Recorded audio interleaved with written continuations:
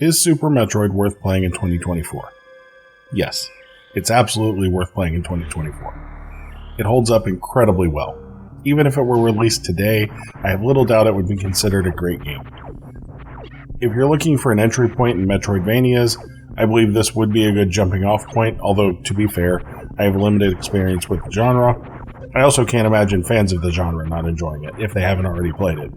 Super Metroid is an expertly crafted game in pretty much every way.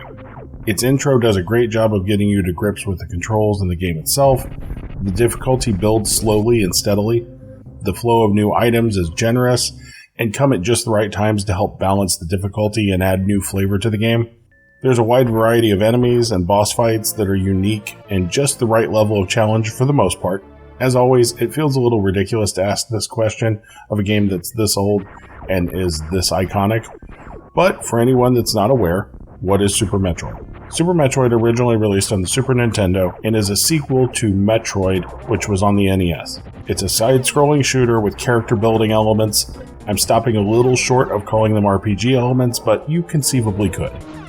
It's a game built around exploration and unlocking weapons and items that allow you to explore further and kind of go deeper. Some areas will be inaccessible at the start until you unlock a particular item or weapon, and once you have that particular item or weapon, you'll be able to open up anything from an additional room with a power-up to an additional area that's complete with boss. These are, of course, the core pillars of the Metroidvania genre, and why most people that haven't played the game know what this game's structure likely is. But again, for anybody that's not aware, that's basically the structure here. So I already touched on it, but how does it hold up in 2024? The answer is remarkably well. The side-scrolling combat has always kind of proved to be rather timeless. I think the boss fights, the enemies, the difficulty, and most of the exploration actually hold up really well. There are a couple things that I will call out.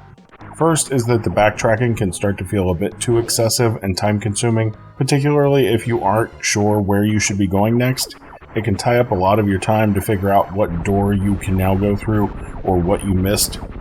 There were a few moments when I realized I needed to get to the other side of the map, and with a loud sigh, I would start the 15 to 20 minute journey to be wherever I needed to be next. The second minor gripe is that it can be kind of easy to miss important things. As an example, I played the entire game without the X-ray scope because somehow I hadn't run into it. I only found out the scope existed because towards the end, I started to see how much I had missed, and I realized that there was something that said X-ray scope, and yeah, that would have been nice after reading what it did. Otherwise, I would say it holds up far better than 98% of SNES games out there. One exception being that the select button being used for the secondary weapon swap, yeah, that felt pretty inconvenient throughout. Otherwise, though, it holds up extremely well. So it holds up, but why is it worth having in your backlog? Well, aside from the game holding up super well and being genre-defining, it's also extremely fun. The controls feel good and responsive, and yet there is a certain level of strategy to the combat. It's not super fast, it has just this perfect pace to it. The controls feel good and responsive, yet there is a certain level of strategy to combat. Thinking about what weapon to swap to, or what abilities or effects to swap, or which enemies to kill versus bypass, it's a game that makes you think and explore, and it rewards you for it. I also don't see much here that's going to stop most people from enjoying the game.